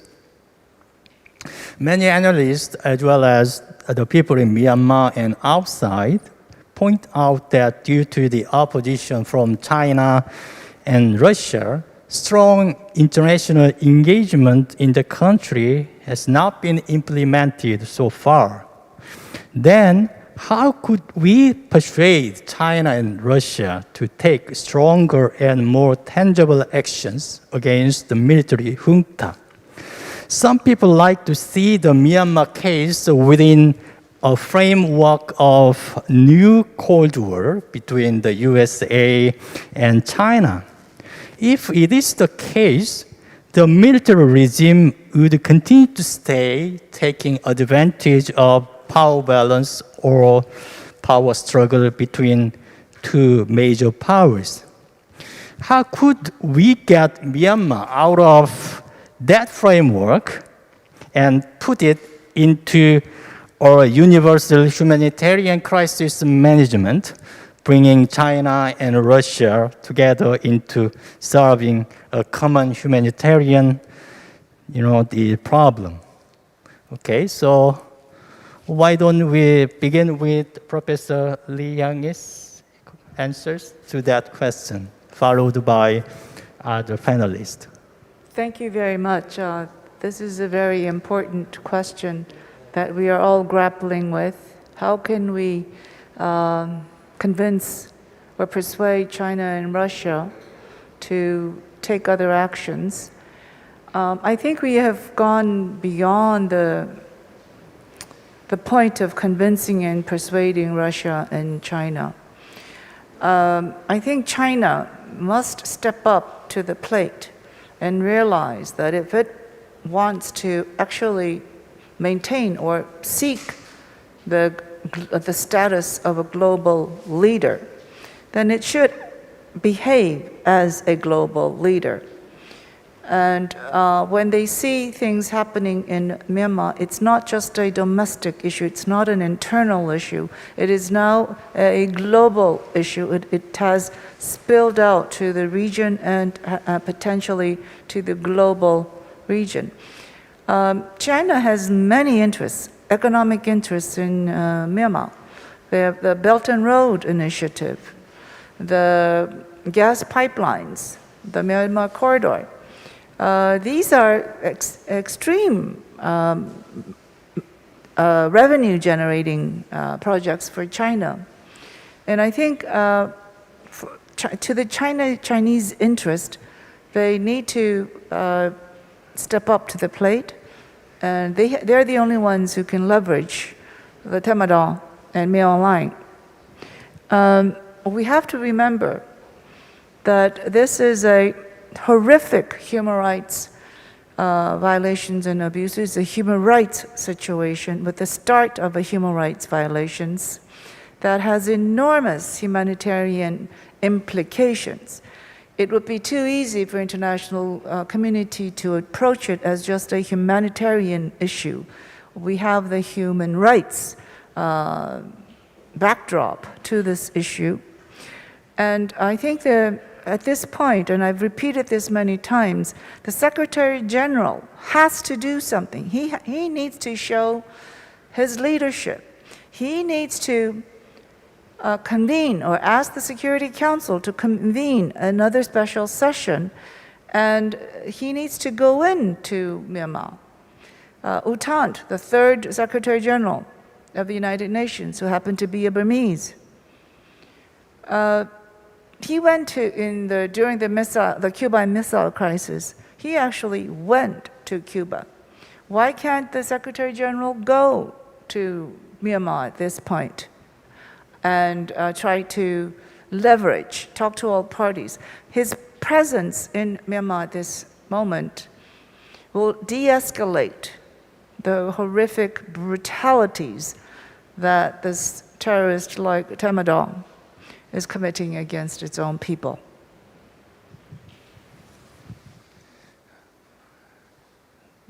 Dr. Maung Jani. Yes, thank you for giving me the floor.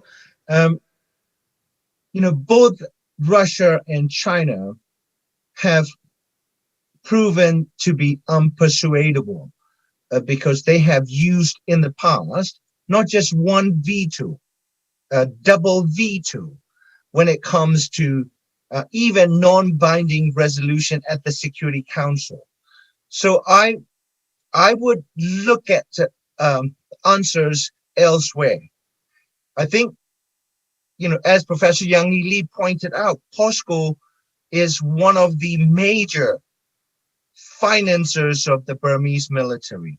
Right in the midst of the genocide in 2017, POSCO provided over $200 million to the Burmese military through its gas exploration or production project.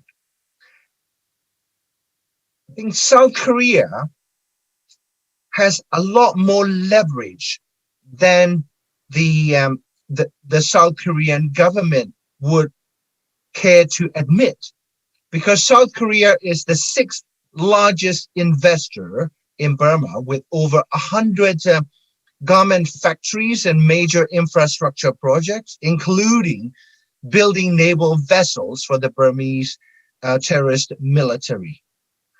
So I think because South Korea is also one of the most vibrant, I would say the most vibrant Asian democracy, with a long history of successful democratization and development, having fought different dictatorship regimes, starting with President Park Chung-hee, Chun Do-won, and others. And so I think in Asia, we cannot look to China because China is a big part of the problem. We cannot look to Japan, that has not even come to terms with its own past crimes against humanity of the Second World War, or has shown no leadership internationally when it comes to justice and human rights in Asia or anywhere else in the world. Therefore, we are looking to South Korea, not necessarily the government or corporations, because they will pursue their governmental and corporate interests, but to the Korean civil society that keeps South Korean government on its toe on issues that matter to South Korean public. As former Secretary General Ban Ki-moon pointed out categorically, that the situation in Burma is not an internal affair. Committing crimes against humanity or having committed a full-fledged genocide, these are major issues of international concern. But because the Security Council is in a permanent coma as a result of the geopolitical rivalries, there is no prospect for triggering what Professor Yang Hee Lee mentioned as Chapter 7. Chapter 7, as you know, authorizes the Security Council to invoke the right, Charter's mission to intervene, not necessarily simply militarily, but so many different ways in a situation that poses a regional and therefore international threat to stability, peace, and security.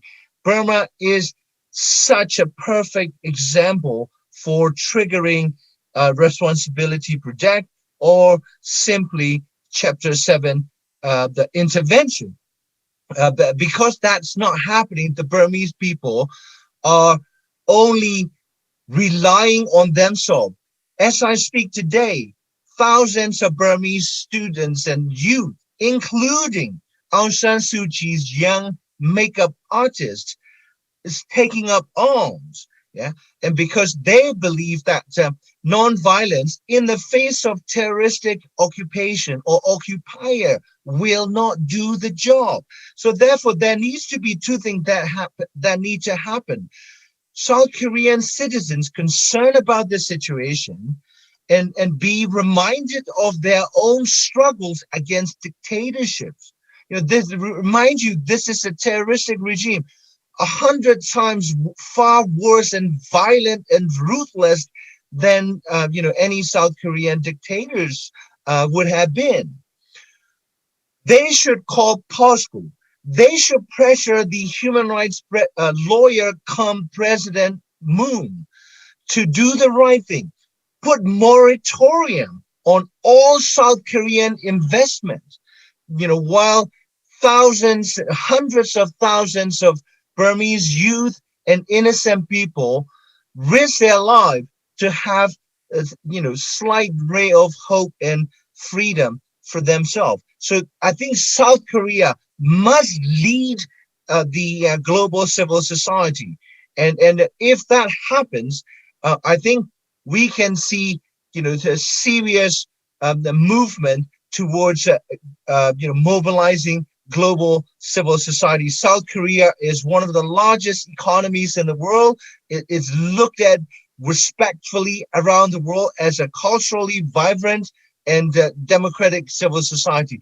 I really pin my hope on South Korean citizens, not governments, not corporations, but you have the power to hold both South Korean corporations such as POSCO or the President Moon's administration to account.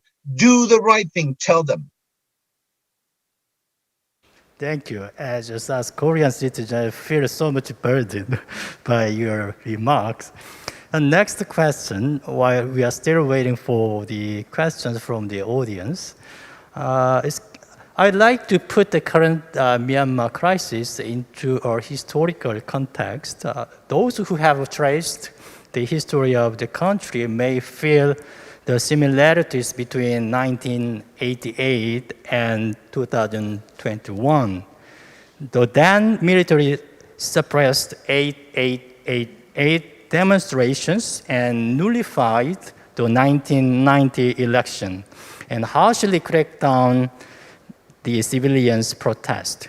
At the time, similarly, there was a movement that brought together democratic activists and ethnic armed organizations in the border area.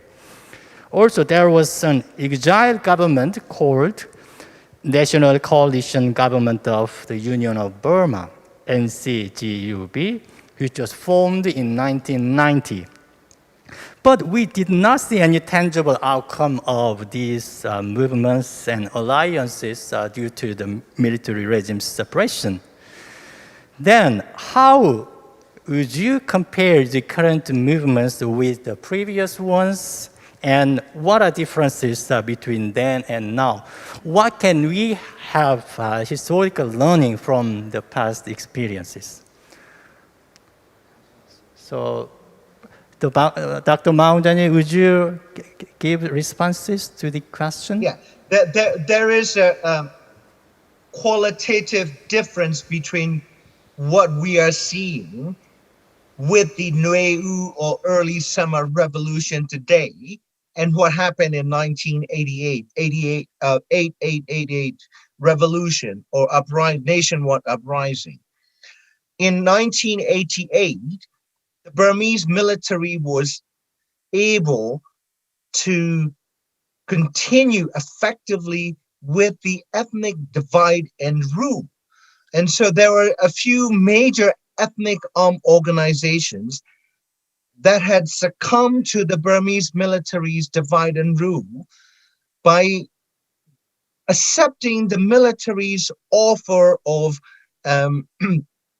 ceasefire, bilateral ceasefire. For instance, Kachin Independence Organization accepted that, while the Karen National Union resisted.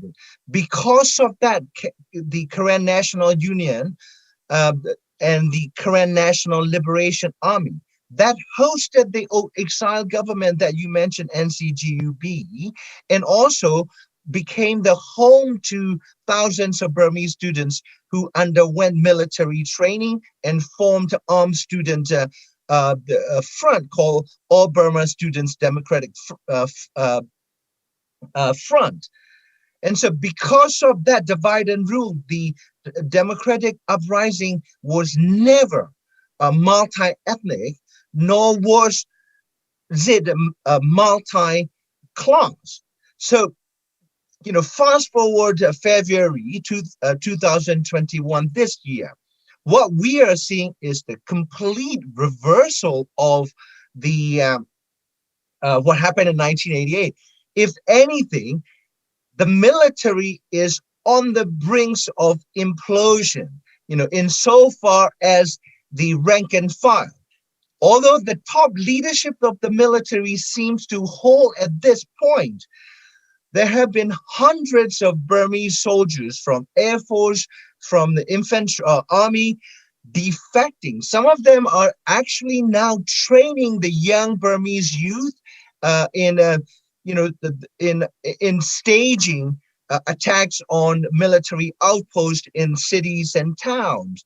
And also, there is perhaps most significantly the rude and critical awakening of the Burmese society at large.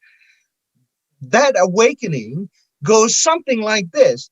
this is the common enemy that has terrorized different ethnic and religious communities on a continuum of criminalities. The Burmese military has waged internally colonial occupational wars against non-Rohingya minorities across all ethnic areas, Kachin, Shan, Karen, Mon, Chin, and others, while it committed full-fledged genocide against Rohingya. Now the Burmese military is committing massive and widespread crimes against humanity against Buddhist majority population. Therefore, the Burmese society at large woke up to the fact that this is the common enemy and we need to look after each other. One concrete example, we do not have a police force, no traffic police, no anti-criminal police. The Burmese people, the society is looking after itself as a revolutionary society. Wealthier classes are funding sabotage and resistance movements. Wealthier classes and neighbors are feeding the thousands of civil disobedience movement participants who refuse to accept the salaries or collect pensions. So I think that's why I said in my remark earlier, this is a revolutionary situation, not only in the political and resistance sense, but in the societal sense. So that is why, and perhaps one other most important issue is because of the geopolitical situation outside. After 3 months of hoping to get military interventions of some sort, the Burmese society and the people in general realize they have only themselves to liberate themselves. No one is going to deliver them from this current predicament. So that is why I am hopeful. When the oppressed realize that they have to fight for their own freedom, that is the very foundation of a successful liberation movement. Professor Yang. Yes, as Dr. Mongzarni said, the 88 generation or the 8888 revolution and this current revolution is qualitatively different.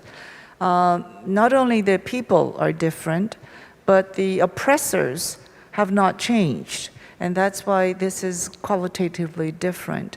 The Tamadol under Myung Laing, we have to remember that Myung Laing and the Tamadol consistently raised the issue of election fraud. That was just an excuse. The reason that there was a coup was a direct result of greed, personal greed of Myung Laing. Because he has to retire in June. And once he retires, he loses all hold, all power on MEHL and MEC and MOGE and others. So this was a personal greed for him. The Tamadol thought that they could do a coup and playing the same old songbook from the same old songbook, 1988 coup and 1962 coup. But this new generation is very different. They have experienced democracy. And it's not just the young generation, it's a multi-generational effort now. And we have to also remember that people might say that the Tamadol is the military, the national army of Myanmar. No, it's just one of the many armed groups in Myanmar, an armed group that it was defending the majority Bama population. So we have to treat the military as such, an armed group. And now it's turned into a terrorist-like group. And we have, at Zakam and I have actually said that they are behaving like a terrorist group. There is no other definition that would fit them better than a terrorist group. And China and Russia are feeding into and providing military equipment and intelligence equipment and dual-use technology for the Tamadol to continue to oppress its people. Okay, we've got a couple of questions from the audiences. Let me read the first question. What are the limitations that we face to stop the atrocities of the military junta despite international recognition of such injustice and illegitimacy? Okay, Dr. Maung, would you answer to this question from the audience? Well, the main limitation is the Burmese military leadership feeling a sense of, blanket protection and impunity. That comes from the assurances, I would presume, with the degree of confidence from Beijing and Moscow. As you know, on the 27th of March, the Armed Forces Day, or what we call like a Japanese anti-fascist resistance day, Russia sent, second highest defense official, deputy defense minister, to attend this, armed forces gathering day. And the very same day, the Tamador troops killed about 100 unarmed protesters across the country. Yeah, and China was also represented, and so was India. So were a number of Asian neighbors. Although countries like Indonesia, Malaysia, Singapore, stay away from that, army gathering on the 27th. So I think that is the main sense of security and security assurances that the Tamador feels.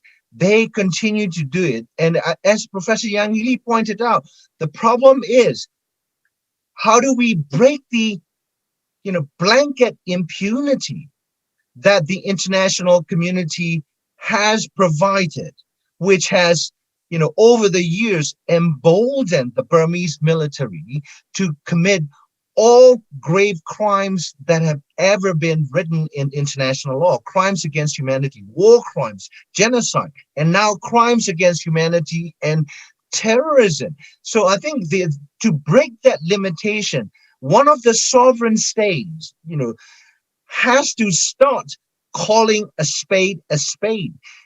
Do not recognize the Burmese military as representative of the country.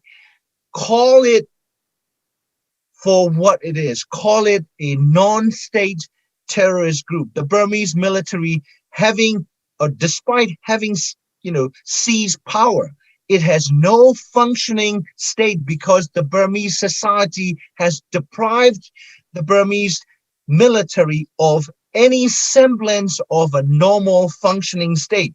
If they are not running a functioning state, they cannot be treated as a state actor.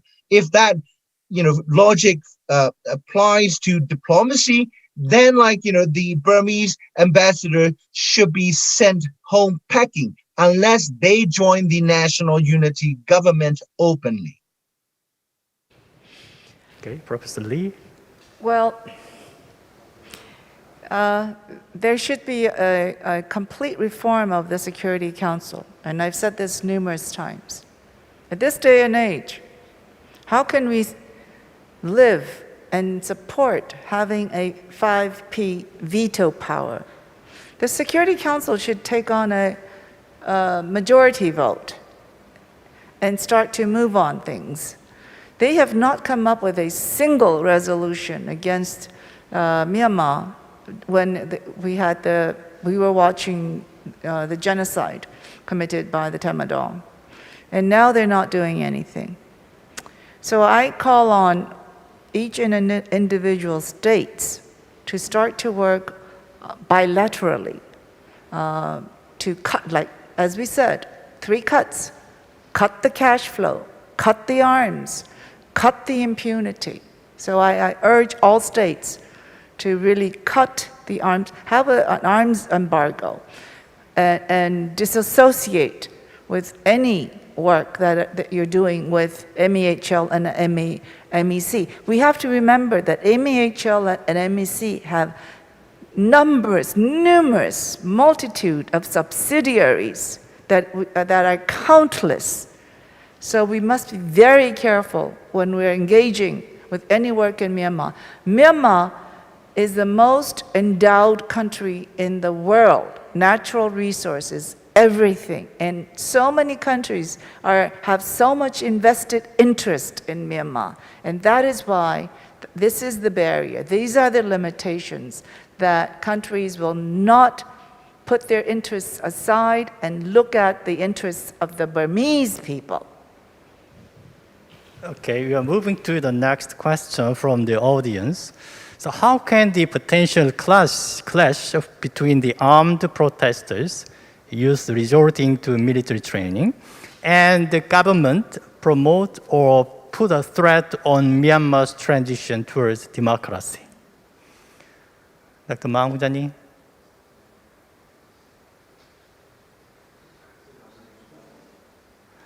I can hear your voice. Can you unmute? Yeah, Professor, I missed the second part of your question. So if you don't mind, please repeat. Let me read again. How can the potential clash between the armed protesters and the government promote or put a threat on Myanmar's transition towards democracy? Well, Myanmar's transition to democracy has been put on categorical hold. You know, that's why I said, like, let me just repeat, we are in a revolutionary process. Yeah? And so that there will be more bloodshed, you know, like all revolutions are uncertain. And so we don't know what the future holds. And also there's another factor that affects the internal developments, you know, either revolutionary or democratization. That is China. China has this 800-kilometer long natural gas and oil twin pipeline. That is one of their major routes for energy security. And China considers that natural gas pipeline its sovereign asset. So in the event of the serious threat being triggered against this pipeline, there are signs that the Burmese, some of the Burmese would want to blow it up. So if something like that happened, China will intervene, telling the Burmese military they are unable to provide security for their sovereign asset or strategic assets. So there is the possibility of China intervening, in a country that it considers an integral piece of its grand strategy. And so I think we need to bear in mind how seriously China takes Burma as part of its strategy. And I think like China may be overestimating the Burmese military's ability to put the lid on the current revolution. The society is not going to go, not going to back down. So I think like in terms of domestic actors, domestic forces in direct conflict, every party there is going to fight to the bitter end. So therefore, I think at this point, I would not even entertain the idea of democratization. I would focus on how this revolution will develop and what consequences to the society, to the neighbors, and to China. Okay, Professor Lee. I will be just brief. That is why the military, the illegal junta, has to stop this unilateral lethal crackdown, violence that it's using on its own people. You cannot expect the people to stay nonviolent forever, because right now the military is coming into your home and shooting even your children, very young children, and shooting everybody at sight, looting, taking everything. How do you expect a population to say peace and not do anything? That is going to not hold. And we would like that the people would be more peaceful and not resort to violence, and young people not resort to violence. But at one point, that's not going to happen, sooner or later. So it's important that, first of all, the military, and there has to be much pressure, much more pressure for the military to stop all of its, to lay down its arms. That's what I'd like to say. Thank you. Okay, lastly, I would like to hear the final thought from the panelists. Okay, so let me begin with Dr. Maungjanee for your final thought. I think even despite the paralysis at the UN Security Council, that is not going to be resolved anytime soon. Although I think Security Council reforms is so much needed. We cannot have an international body that is controlled by only 5 out of nearly 200 member states. That is the complete antithesis of norm-based democratic world order. We cannot be promoting democracies in individual nation states, whereas the United Nations itself is run autocratically and often by permanent member states that have their own respective skeletons in their closets. Now to the situation in Burma, I think as Professor Yang Hee Lee pointed out, G7 members communique did not touch on the investment. Yeah. So at this point, if we accept the fact that the Burmese regime has resorted to and continues to resort to terroristic methods on par with Daesh and Boko Haram, then any investment with Burma, either with the military, economic holdings and corporations, or May Airline and his nearly 90 private companies. May Airline controls not only the purse string of the military, but his family owns about 90 separate corporations or companies in Burma. So any dollar that flows into the military is terror financing. And I think, they're like Chevron of the USA, Total of France, Petronas of Malaysia, that's an ASEAN state that is vocal against the coup, and the POSCO of South Korea.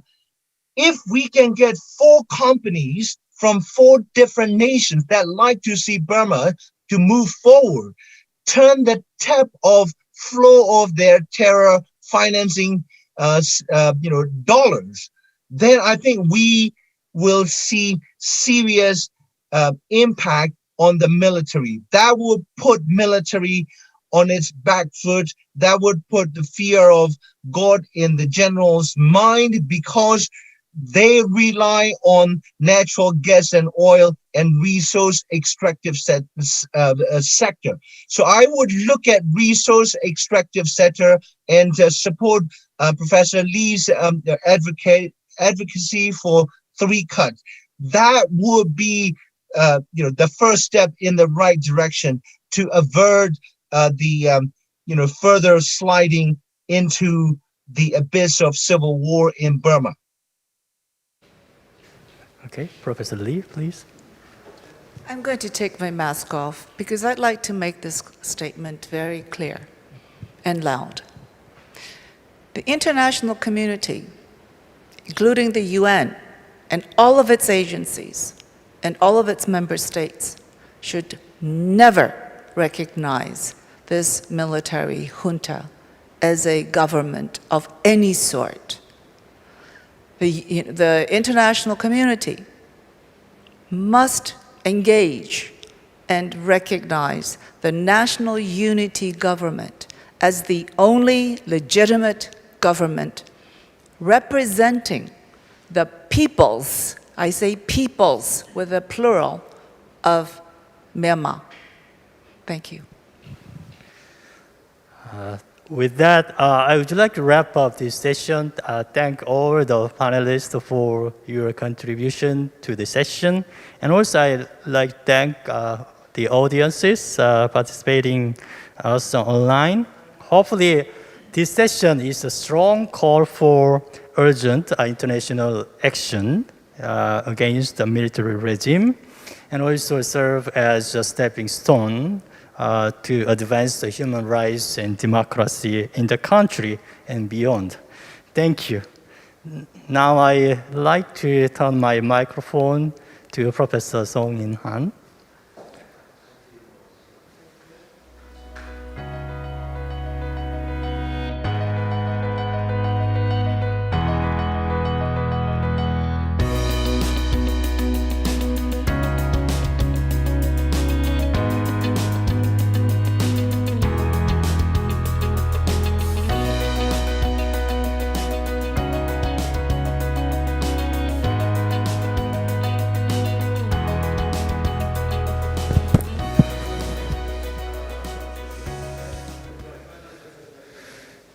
Thank you for the insightful speech and discussion on the current situation of Myanmar.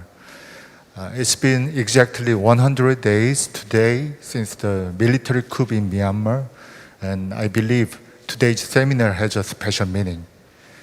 On behalf of the GEEF organizing committee, we'd like to extend our thanks to all the participants of the seminar, Professor Yang Hee Lee, Ms. Youngmi Kim, Dr. Maung Jarni from London, UK, Mr. Maung Jo from Yangon, Myanmar, and the moderator, Professor Sang-Guk Lee.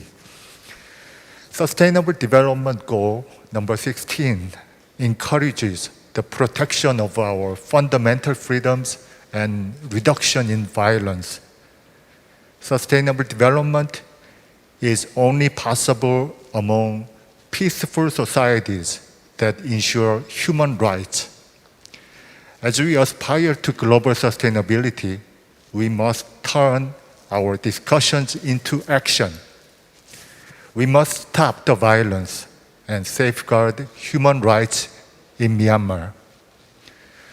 To our attendees from all over the world, I thank you again for joining us today at the first GEEF for All seminar. I'm sure you share our thoughts of hope for the people of Myanmar fighting for the democracy and freedom that many of us take for granted. I will leave you with the pledge we hope to achieve by 2030, a world where no one is left behind.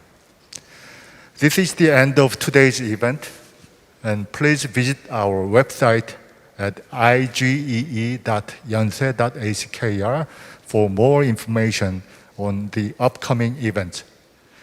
My heart and thoughts are with the people of Myanmar, and please stay safe, healthy, and confident. Thank you very much.